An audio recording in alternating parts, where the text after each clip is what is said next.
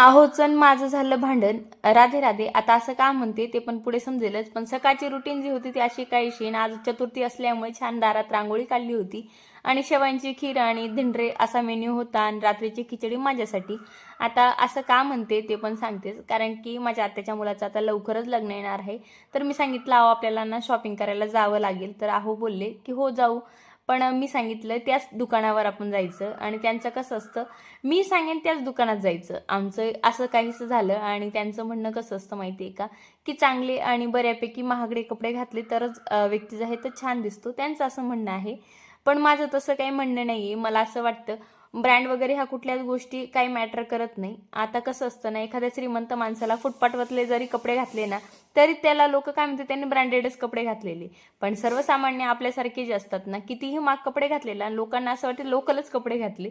असं आणि खरोखर बघण्याचा दृष्टिकोन लोकांचा खरंच तसा आहे आणि तुम्हाला काय वाटतं याच्याबद्दल ते मला कमेंट करून नक्की सांगा.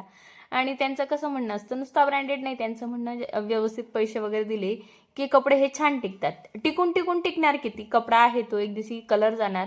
माणसाचा कलर उन्हात गेल्यावर बदलतो. तो तर कपडा आहे थोडाफार उन्हात ऊन वाऱ्याने त्याचाही कलर फेंट होतोच. आणि आज चतुर्थी होती त्याच्यामुळे असे छान लाडू बांधून घेतले आत्या मामांसाठी आणि शिदुमानासाठी धिंडरे आणि खीर तर केलीच आहे आणि रात्रीचा मेनू माझ्यासाठी शिल्लकच होता. तोच मी खाणार होती आणि थोडीफार शिल्लक तर राहणारच होती. आता एकटीने एवढं काही संपणार नव्हतं आणि तर छान लाडू वगैरे वाळून घेतले मी आणि लगेच मी वरती सुद्धा आली. आता वरती का तर तुळशीचे पानं घ्यायला आणि वरती आले म्हटल्यावर खाली डुकून पाडणार नाही असं तर होणार नाही. वरून पण जगदुनिया बघून घ्यावी म्हटलं कशी काय दिसते आणि इकडे लगेच बघून घेतलं इकडे तिकडे. तर काय नाही रोज सारखंच होतं सगळं खालूनही वरून तसंच होतं. पण आणि इकडे ना माझ्या गुलाबाच्या फुलाची कळी जी होती ना ती मस्त आता मोठी होते आणि मस्त खाली आली आणि त्याच्यानंतर लगेच बालकृष्णांना छान असं ताट केलं आणि लगेच त्यांना नैवेद्यसुद्धा देऊन दिला आणि अशी काहीशी सकाळची रुटीन होती.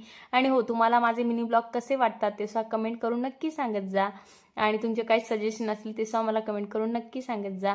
आणि रात्रीचा जो मेन्यू होता तो मग मी लगेच देवांना नैवेद्य देऊन मी सुद्धा खायला बसली. चला इथंच एंड करते. राधे राधे.